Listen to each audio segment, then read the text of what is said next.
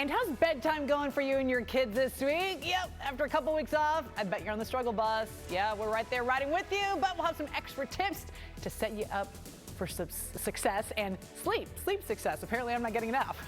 This comes from the mom who wakes up at 4:30 in the morning, so there you go. Hopefully you took notes. Hey, the news at 4 starts right now. Live, NBC6 News at 4 starts now. Hey there, when parents and caretakers think about going back to school, it's one thing that they love is the routine, especially when it comes to bedtime. That's right, we have a bedtime to get to, right? But we all enjoyed that 2-week holiday break for the holidays, so we're all kind of nuts and crazy, probably struggling to roll back into that routine. I know we certainly are, right? So that's why we spoke to clinical psychologist Dr. Dara with some tips for you. So many of us turned off our alarms for the holiday break, but how's rolling back into the routine going for you? All of you. Sleep, how important is that for everybody in the household? Sleep is the most important part of the game, and getting consistent with it is important. Everybody might have been off their schedule, eating a little extra candy and kind of doing whatever they wanted for the past couple weeks. So we definitely want to pick the top 3 items that we want to get consistent with.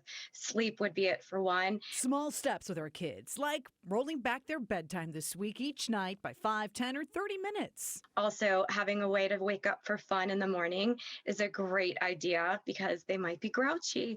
So if you wake up in the morning to some music or maybe a song, that would definitely be a good way to start off a grouchy crew. We've got to give ourselves a little bit of grace this first week of getting back into the swing of things. There's nothing wrong with some frozen waffles the first week back into school.